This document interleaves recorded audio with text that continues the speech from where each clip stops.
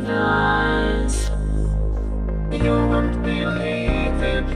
Can you conceive it?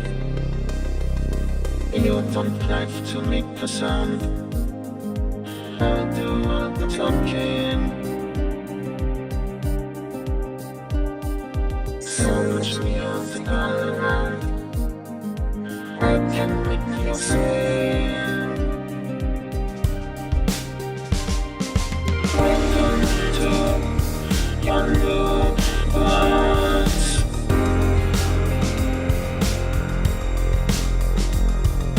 Welcome to your new words.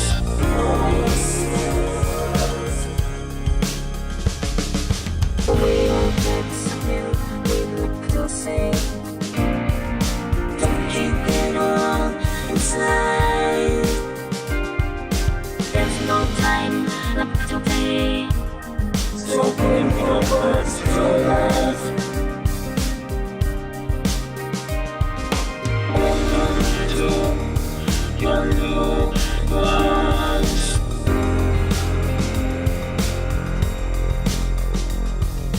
Welcome to your new words. Hello everyone, my name is Mike Martin. Thank you so much for coming to our webinar today, and we have a very special guest joining us in just a moment. You know him if you've been on our channel recently. But first, before I introduce our special guest, joining me as always, 839 miles to my east, Mr. Rich Formidoni. How you doing today, Rich? I'm doing pretty good. You know, I don't like the implication that I'm not special because my parents always told me that I was. So I'd like to be another special guest if I could. Oh my goodness. Well, you could probably hear him laughing there in the background. So joining us today, just a couple hours south of me, we're trying to cover the whole U.S. here, Christian Matthew Cullen. How are you today? I'm good. Thanks for having me, you guys. Absolutely. Thanks for joining us. You know, we wanted to have you on because I think, you know, you're sending me clips of how you continue to use the CT-S1000V in a variety of different ways. And I guess, part of today's discussion is going to get into production techniques and things we haven't talked about on previous webinars. So we'll talk a little bit about the song that we were hearing in the intro. We'll talk about how you've been using it recently as well, and answer you guys' questions along the way. So, we're watching the chat. We've got some great guests already here in the chat. Roger Hooper is here. Robert St. John. Thanks everybody for being here. So we'll watch the chat and we'll do our best to address questions along the way. So, Chris, I guess I just throw it your way. What have you been up to lately? Well, I've been doing some music for some infant toys, which has been a lot of fun. For the last 20 years, as a side gig, I've been composing music, doing sound effects for kids' books, kids' toys. So finished that up. Still working on a sample pack, which hopefully will be out later this year. Let's see what else. Doing some post-production composing to picture. I work with a company out of Michigan called Chop and Hue that I score a lot of their videos for advertising, short lifestyle forms. So they keep me busy, and it's always something new and different every day, which is how I like it. That's great. But you've also been using the CT-S1000V. I mean, the song that you came up with, I think everybody that's watching is probably familiar with it. Actually, I'm going to show a little clip of it, and we're going to come back and talk about that. So cool. Here's a few seconds of a song that we really, really love called Into the Dark.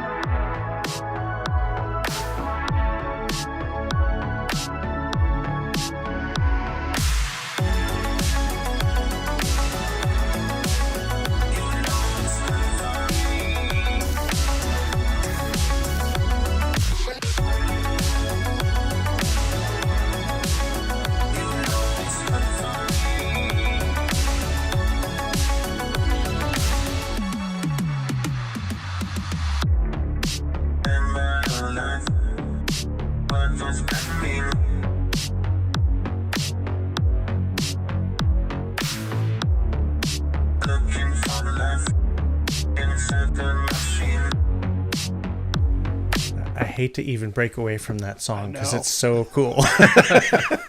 I still listen to it almost daily ever since January 20th when Oh we my when we gosh. debuted it. It's just such a great track, man. So Thanks. yeah, I mean, we both love it. And I think one of the things we wanted to discuss is you're continuing to use the 1000V for things in this genre. You and I have discussed privately that maybe there's going to be an album. What can you tell us about that? I mean, because the genre is so in right now, and the CT-S1000V like is your voice, and it's just such a cool combination. So this is crazy. So when Casio had sent me this keyboard to check out, I had no intention of writing music, much less as an artist. When I got it, I was just going to play around with it, check it out, let you know what I thought of it. And then I started playing around with the sounds, just like the core instrument sounds, and I started getting inspired by it. And then the way I usually work is when something's plugged in, I'm always recording, so I don't lose any ideas. So all of a sudden I'm putting down these ideas, and then, I grabbed my phone and started putting in some lyrics, and, next thing you know, I'm like in the middle of producing a song, and that's how that song came about. And all of a sudden I'm thinking about, well, now that this is kind of the voice for me, maybe this is an artist, maybe this is a record, and something I'll continue to work on. So it was kind of by surprise. I didn't set out to do something as an artist. Usually I'm composing and producing behind the scenes, but I've always wanted to do my own records. So I think it's going to be, something I do a full-length record, and I'm going to be using this keyboard for everything on it. So do you feel like it? Sorry, Mike. Go ahead. Do you feel like the 1000V kind of filled a void for you, that something new that you hadn't had in your arsenal before? I did, and a big part of that's the voice synthesis engine in it, because I'm not needing to use other things to get a vocoder type effect or a Talkbox type effect. It's really immediate, really quick. So that was inspiring in itself, and to use it to stack vocals like I would normally stack vocals in the studio, where you multi-track, pan them wide. That's how I approached the tracks I did with it, and just let it be like a true voice, singing in the track as leads and as background vocals. And then my favorite thing too is that a lot of times when I'm composing, I'm working in MIDI inside the DAW, and it's not necessarily tactile. It's, it's all in the box. And what's really cool is I come from a background as a touring musician, keyboard player. I came at recording as a live, playing the stuff live in without having to deal with MIDI. And the most exciting thing was with the CT was I got back to cutting stuff live with a live feel into the DAW, and that was so refreshing in itself. I feel like that was like half the fun of making that track, was just scrolling through, finding sounds that inspired, and just recording them in. So yeah, it's been a lot of fun working with that keyboard.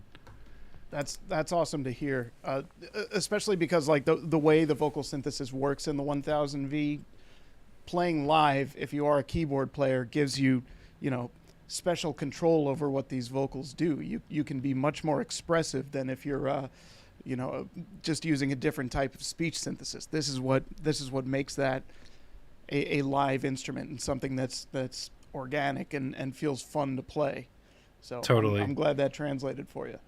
And I told Mike the other day, I was like, man, the keyboard sounds, the vintage key sounds in this keyboard are fantastic. The Wurlitzer, the Rose, the Clav, and these are all sounds I gravitate to as a keyboard player, and they sound fantastic inside it.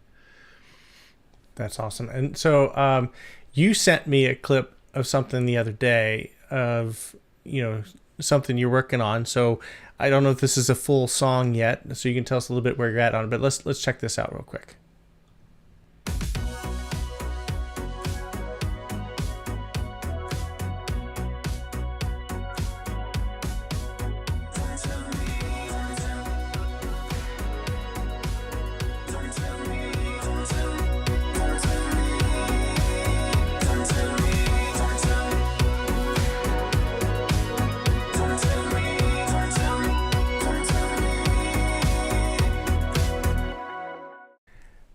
right. So I hear guitars, I hear the vocal sounds, I'm hearing so many different things. Tell us a little bit about what's going on there.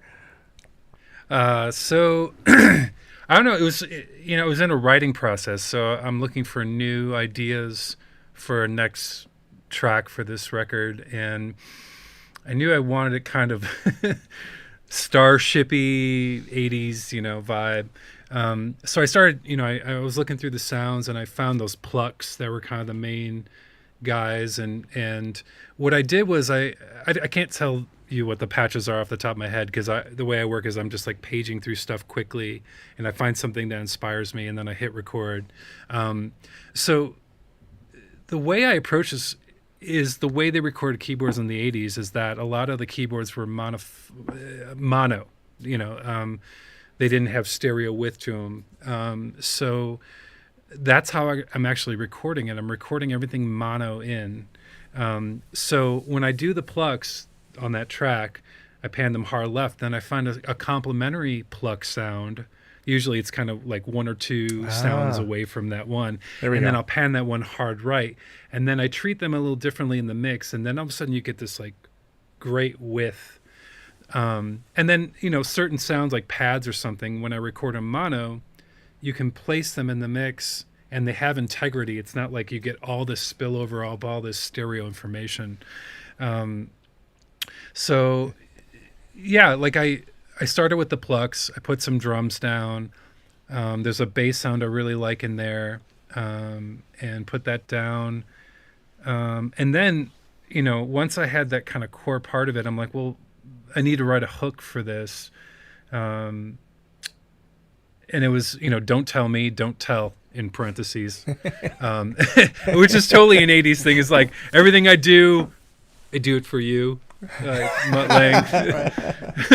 So yeah, that'll be part of the title. So I got those words in and put those in, and then I there's a sound that is like the sound for me. That's the guitar sound. It sounds like a guitar sound. It's really a synth lead, but I'm gonna use it over the whole record because I feel like it's such a part of what I'm doing with this album. It's like that's the guitar sound. And the Is first it this one? What's that?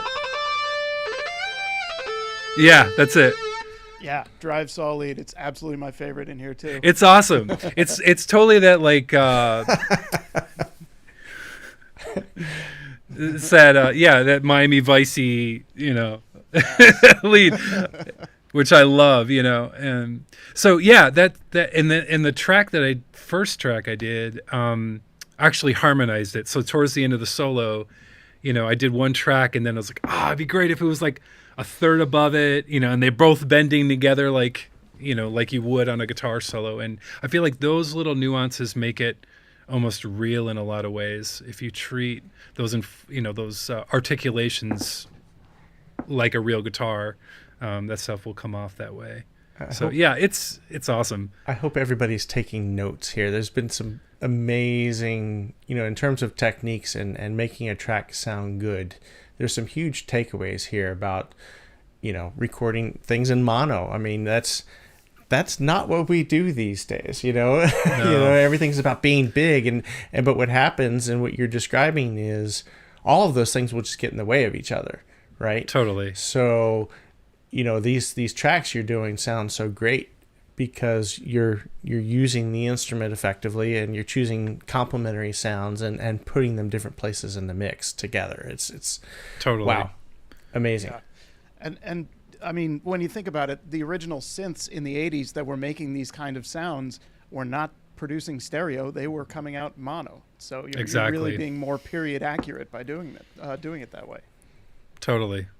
Yeah, it's fun, and it's like it's just a different headspace. And honestly, my favorite thing about using hardware, and I don't have a lot of hardware synths at all. I mean, I have a handful of things. And what was exciting about having the CT is that I can focus on a sound set, and I feel like I was more creative having something that, like, I'm not going to go into the computer for any sounds. I'm going to use all the sounds that are built into this keyboard and see where that journey takes me creatively, which is so exciting because it's just like these things just jump out at you and, hit record. Let's see if this sticks or not. And I love that about the CT. It's just so fun to use that way.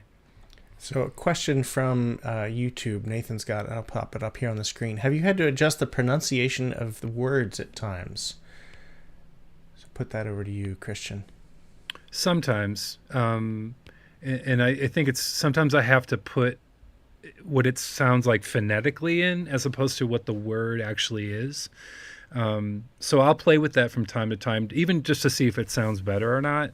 But 9 times out of 10, it's been pretty dead on. Is that your experience, Mike? Yeah, I mean, the one example, and I'm actually working on a short tutorial video where I used the word aisle. And it's something we say all the time, and it could be in a lyric. So, but if you type aisle in, the app doesn't understand pronunciation, the apostrophe, right? So it sees the word ill, so that's an example where I'd go in and just by putting a dash between the I and the LL, you get ill.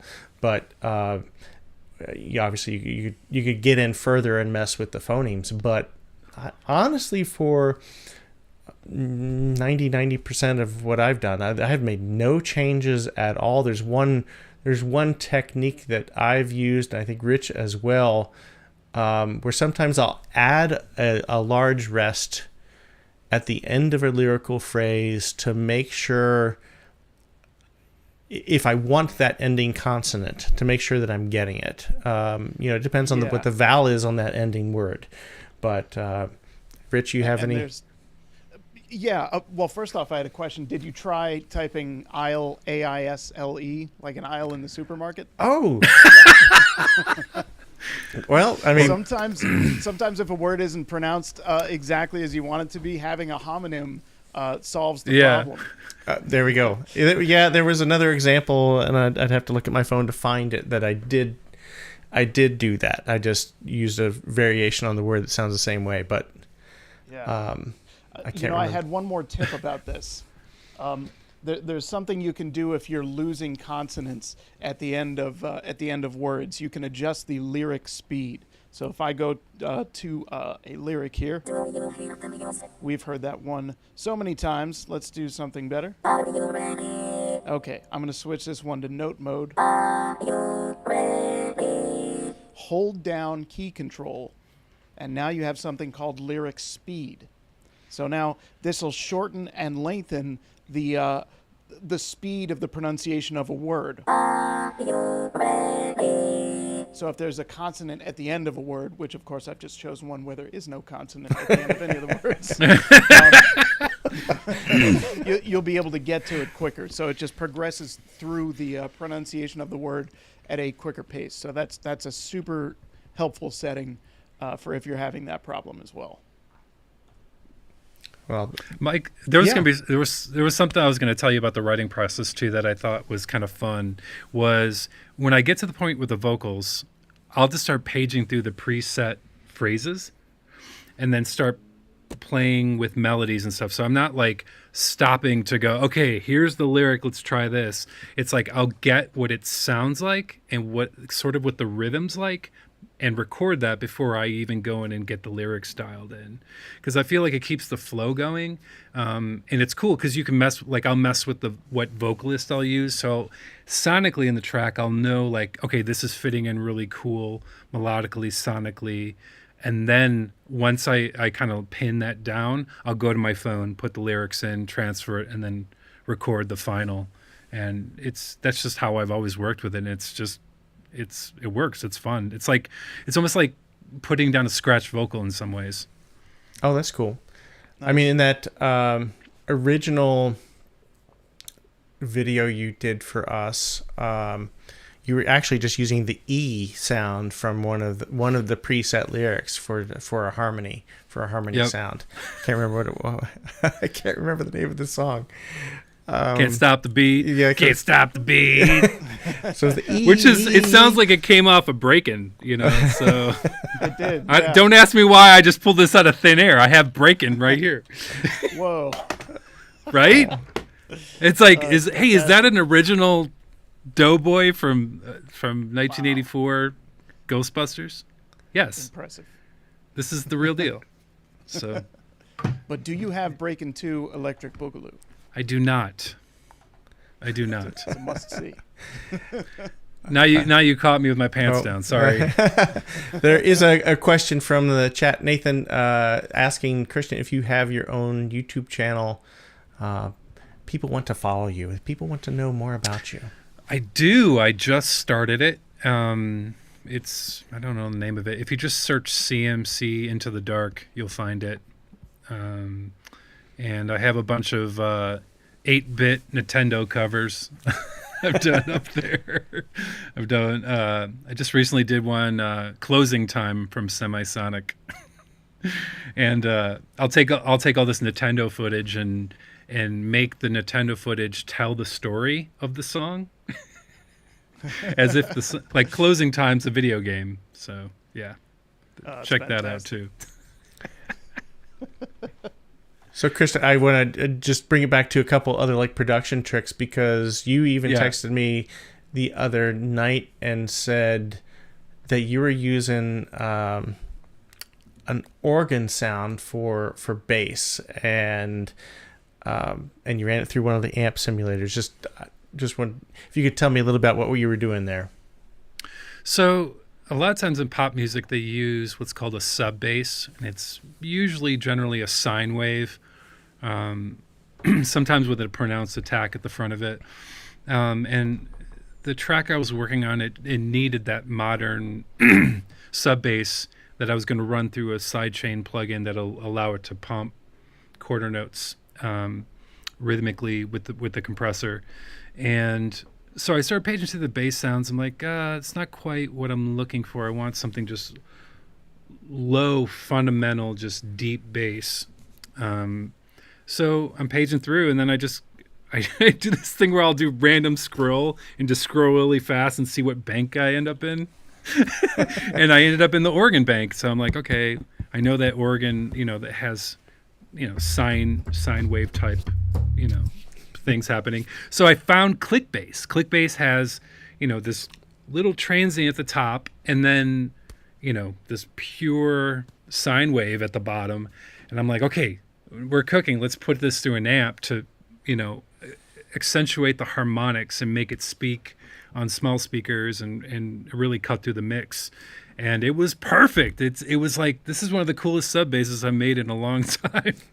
So and an organ I think sound. it was the click organ, I believe, is the one. I think I've got it up here on my screen. So it's that one. And then you ran it through one of the in the active DSP. You ran it through one of the amp cabinets or some overdrive. I'm not sure which, but Yep. That's very slick. And I think we've talked about this before, but there's so many different cabinets, including bass amps. You'll find bass amp cabinets in here that will take that sound, give it a little extra grind. It's pretty awesome. So, And the amps are amazing in it. Just sounds killer. Yeah, the amount of R&D that was invested in amp simulations is astronomical. Casio worked extremely hard on getting those amps right, and as you know from digging into them, there's dozens upon dozens of them in there, and you recognize the names when you see them. But yeah, they're obsessive about amps for sure. Totally. all right, one other question from the chat. Do you have Talkbox stuff on there, or haven't you got there yet? And so, are you the master of Talkbox, Christian? So actually, the other track, and I wasn't planning on showing it today. I might be able to grab it real quick, but I mean, you've made this sound like a Talkbox. You've made it sound like things we haven't heard before.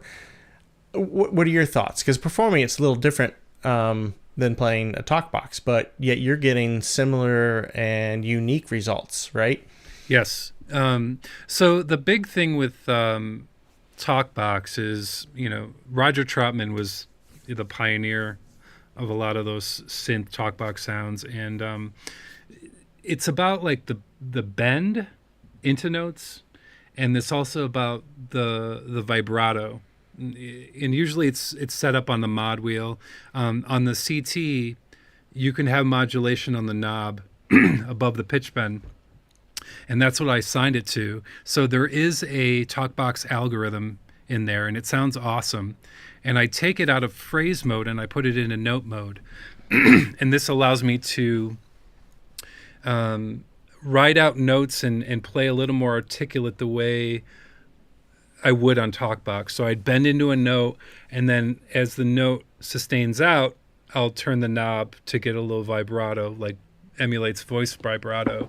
And between those two articulations, it really gets you there, because the voice synthesis engine is very accurate to how a Talkbox sounds. So yeah, I've had great luck with it. It sounds awesome, especially when you multi-track it, which you hear a lot on those Zap records, where a common technique I'll do is I'll play a melody and then I'll change the format just a tad on the what knob is that, Mike? The knob one is usually your vocal, like the age and... Yes, the age. I call it the timbre. format, but it's the age. Yeah, I'll just move the age just a little bit and then play another track down the octave, and that's when it really pops and feels true to form Talkbox. All right, so we have another question in the chat about making custom vocalists. You've tried... lost the top end of the sample voice completely. So great question, and something we want to talk about a little bit today is making a custom vocalist. So first thing is, I do want to direct people to the Casio website, and maybe I have the link up here before. Hold on one moment. There we go. See if I can put this link up on the screen. This is dangerous. Sharing screens. That's not the screen I wanted. That's Logic. And we're going to talk about that in a second too. Safari. Okay, so up on the Casio website is, there's an example for CT-S1000V user vocalist sample wave data. So if you go here and you agree to the terms and conditions, you can go here and download an example user wave file. And once you download that file, I'll show you what that looks like. So bear with me while I switch windows around a little bit. And I'm going to pull this up in Logic. So don't laugh at me. I'm trying. No, I'm laughing at Roger Hooper's. It's like, I took my daughter to see Break-In when it came out.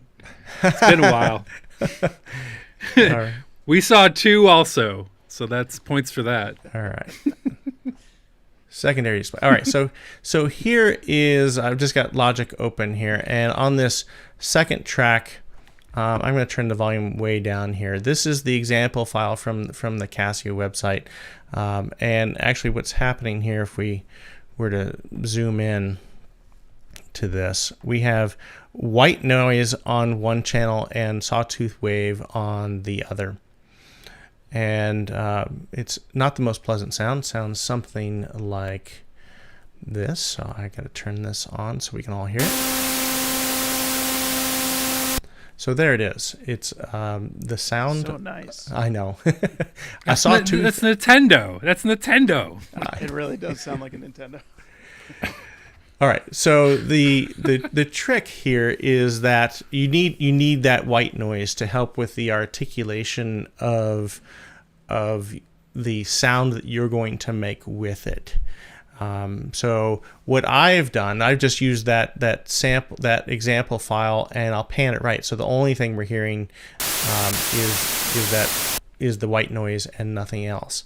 And then I'll add on another track panned left some other sound that I will mix together with that. In this case, I've got a synth sound that should sound like this. And that's just a sort of a synth stack, all playing C, although I think I added an extra octave in there. And you export that as a WAV file and import that WAV file into the Lyric Creator app. So I'll do my best to put this up on the screen if I can. My lighting controller here. So the Lyric Creator app here. And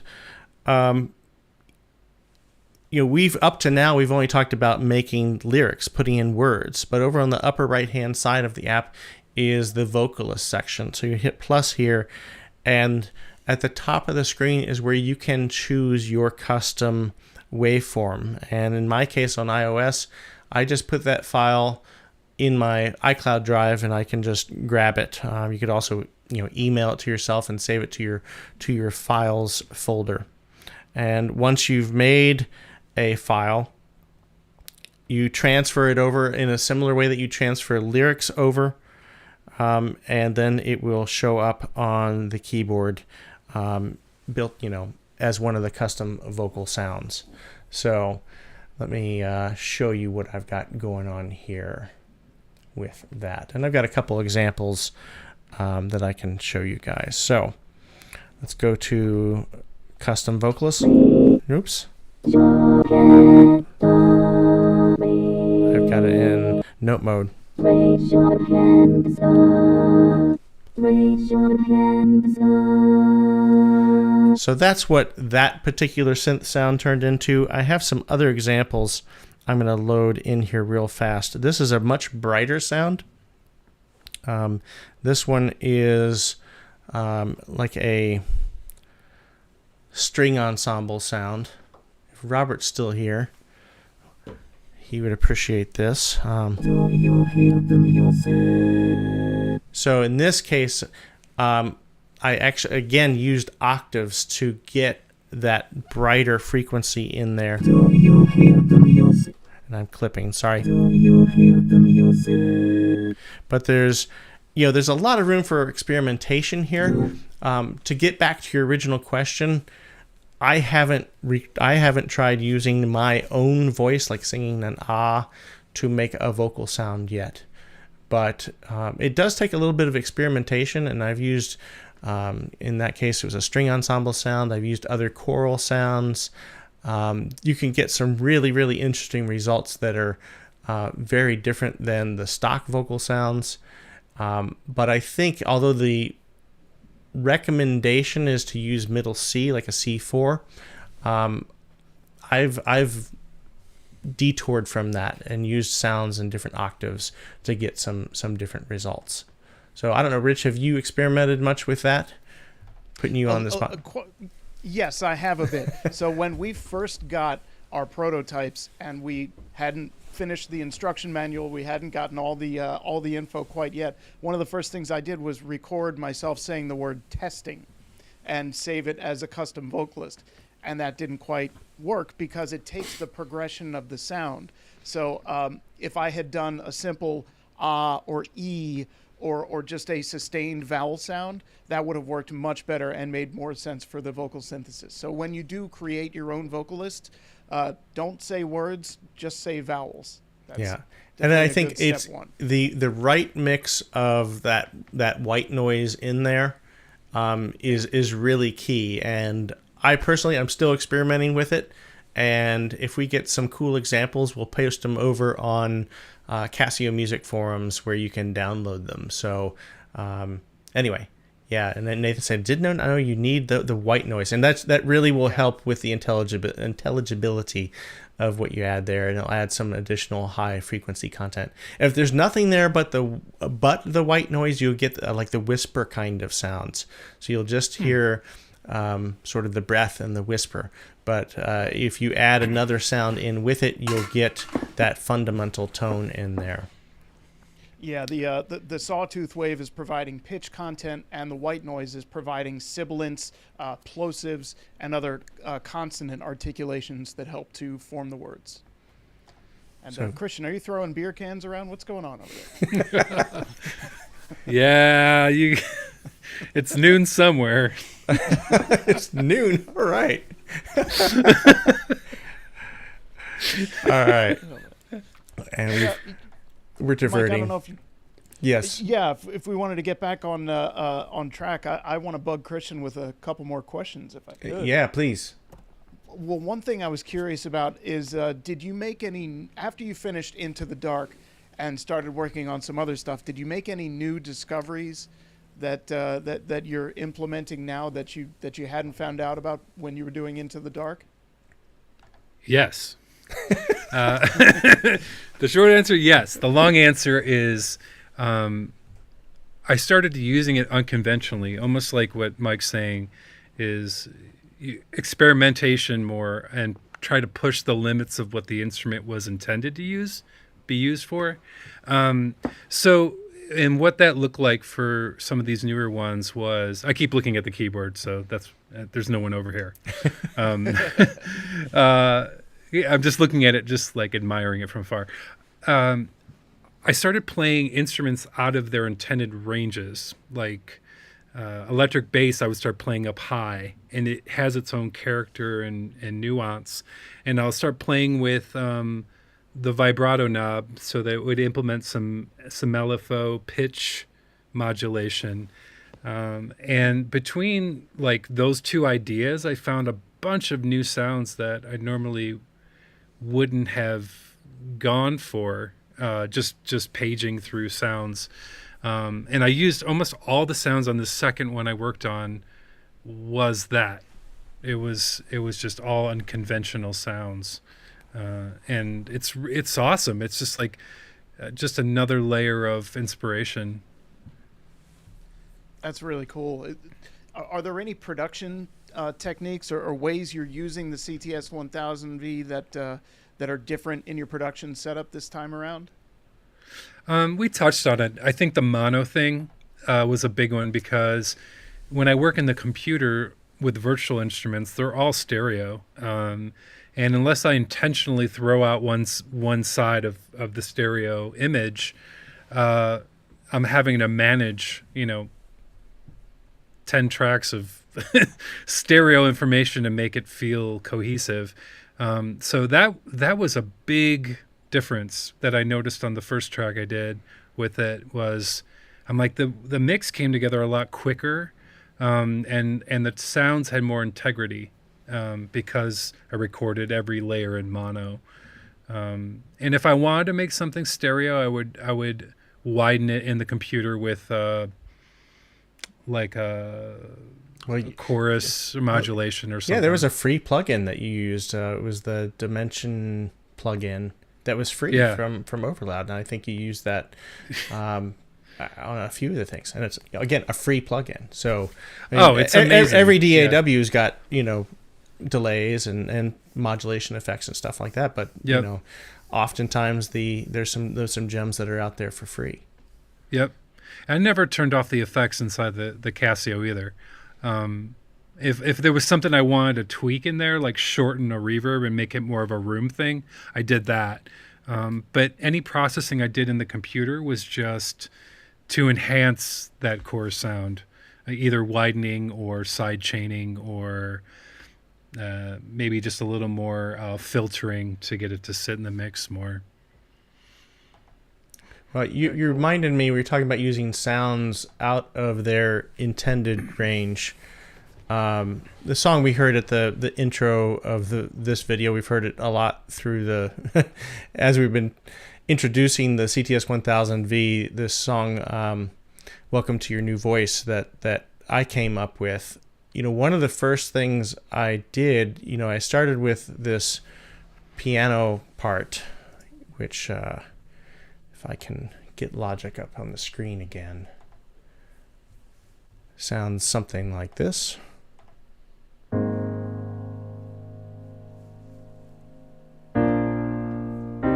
Simple enough, but I just duplicated that, but the sound I ended up using with it was kind of unexpected. This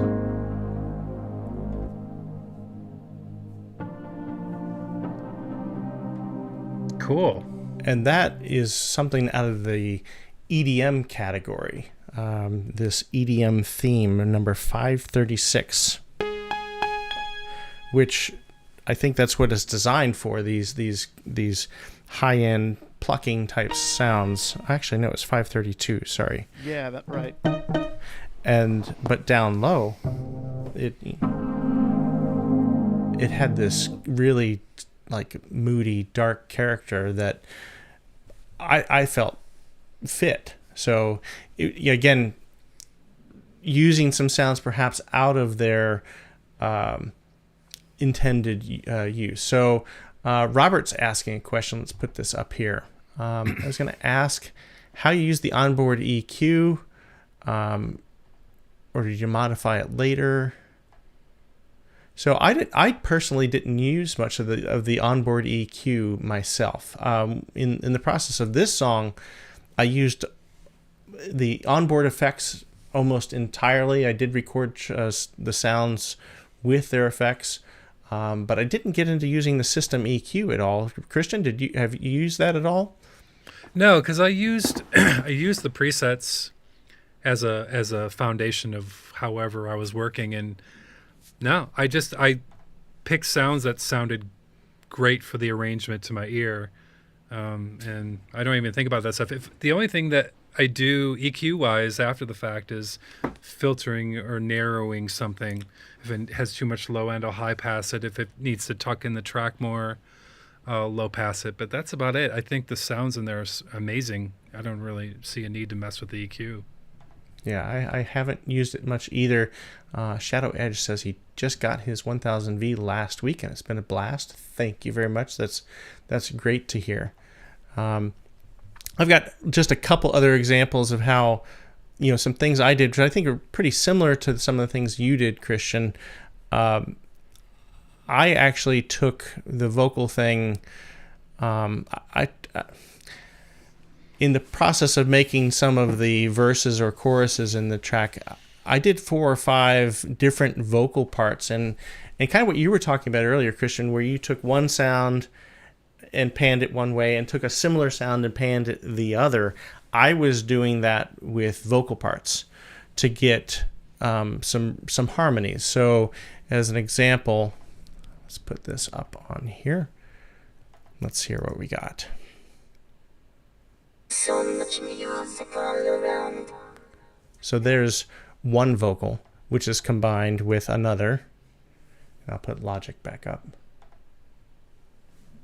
Oh, maybe it's combined with another. Maybe it's not.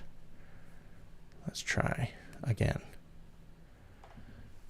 I have to operate the computer properly. So much music all around. So there's actually 4 different vocals happening here at once. So much music all around. I can make you sing. And so I changed formants. I chose different vocalists. I used one for like a bass part. And while sometimes I'm playing chords, sometimes I'm making those harmonies one line at a time, like you would treat a vocalist. So there's so many creative ways to work. There's a good point there about the single note thing, and that's definitely one thing I discovered early on, and that I'm continuing to when I'm playing vocals. If I'm doing background vocals, I'll do chords. They just seem to be like tighter for me. But if it's a lead, I'll do single lines and then double it. And any bends I have or any articulations, I'll just try to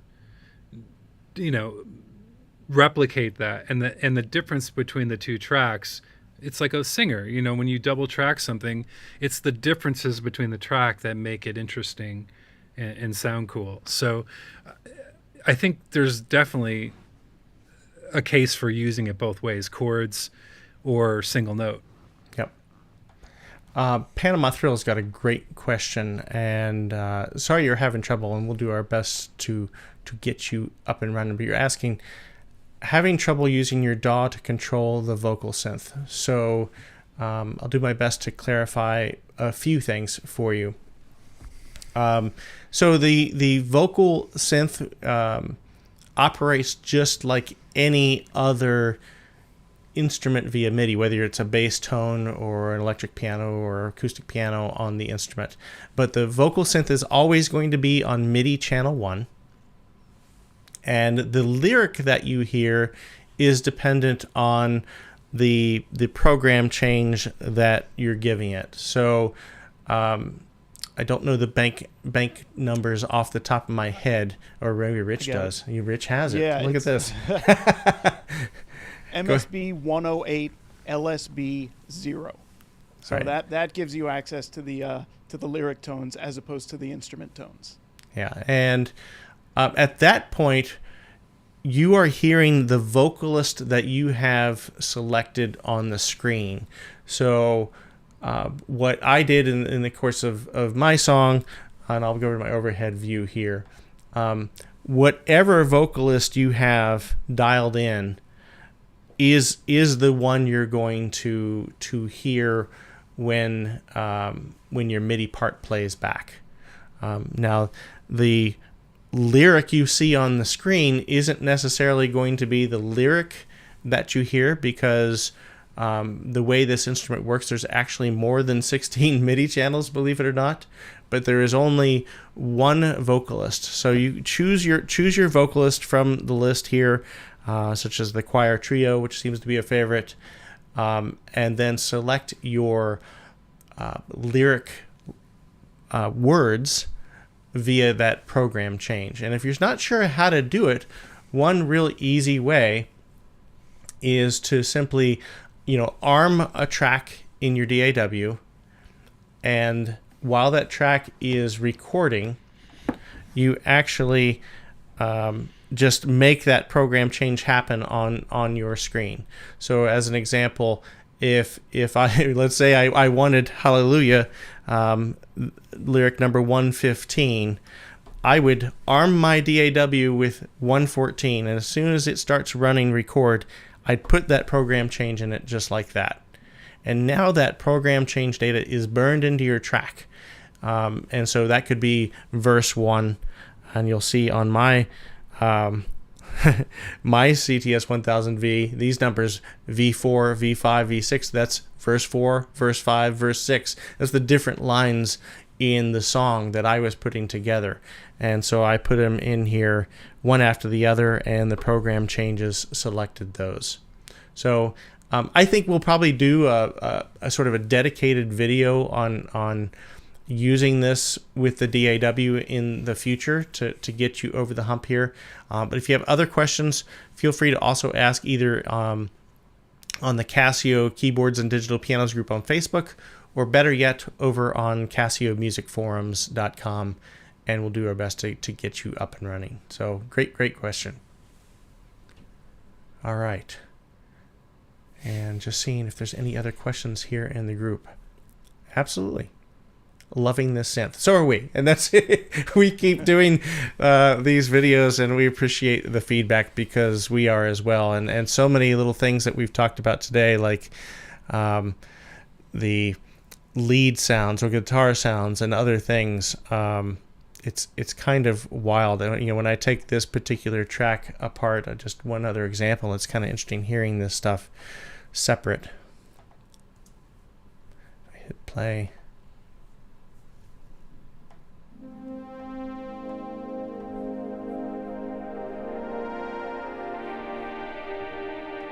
Dude.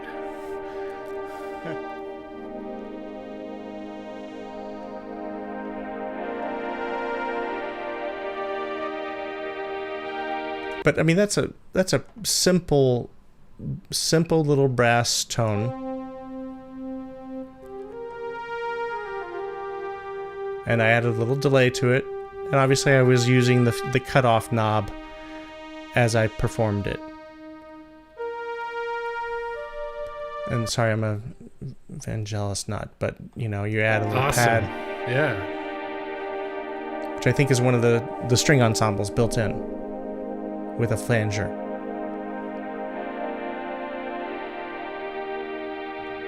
There's so much territory that we continue to just scratch the surface. And the guitars.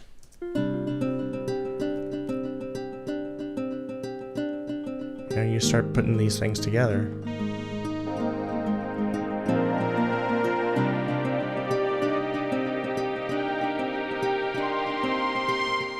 Anyway, I get carried away. So fun.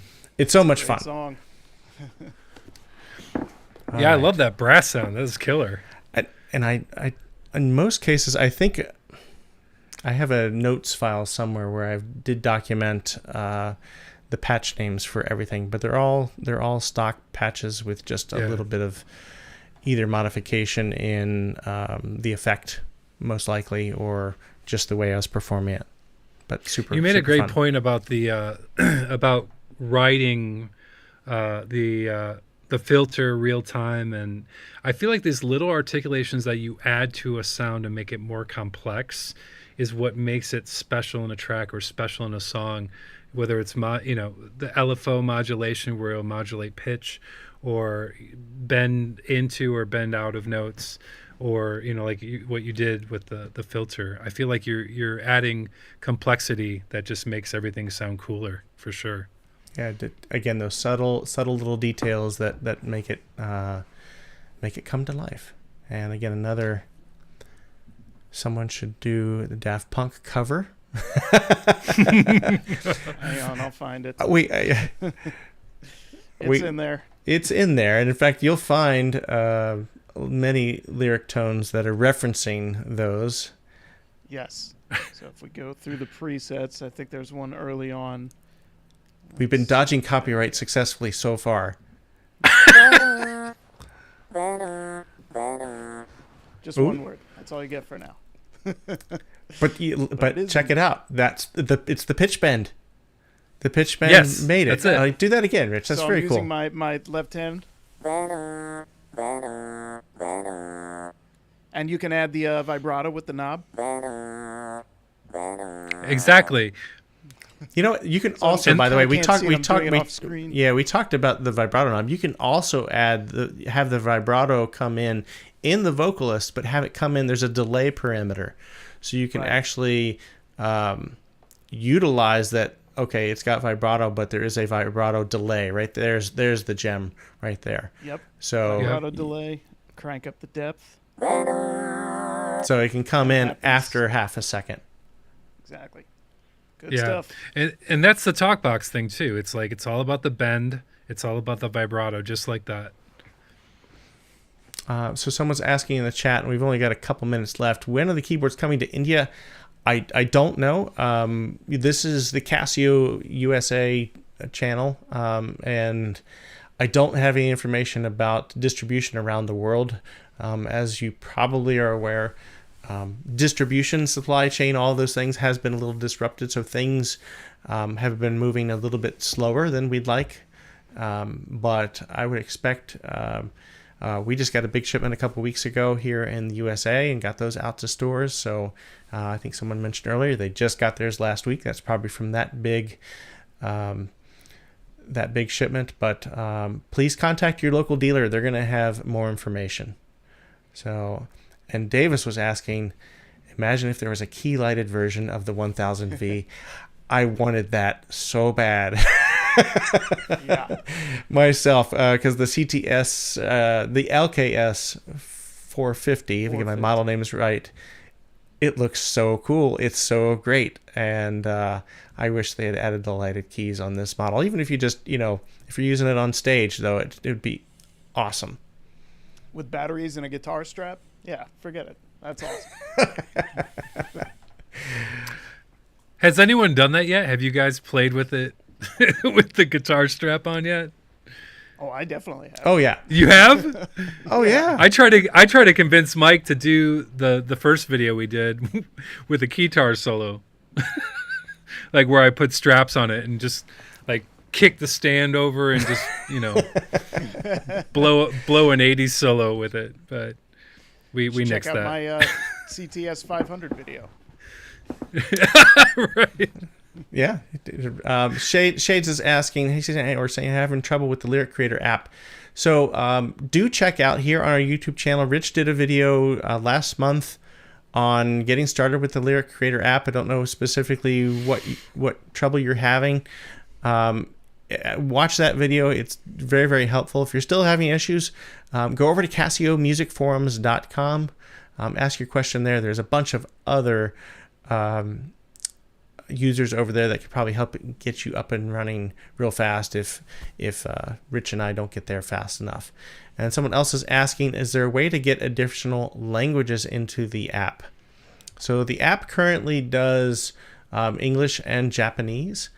Here in the US, a lot of people have been asking about Spanish. And what I found is that for the most part, it's very capable if you just make some adjustments to the words. You can get into the Lyric Creator app and adjust the phonemes to get the pronunciation just right. In terms of other languages, I haven't experimented too much. Maybe we'll see that in future updates. It'd be cool to see. Need to talk to our colleagues at in Casio Europe to see how much luck they've had with German and other languages. But I haven't experimented with that yet.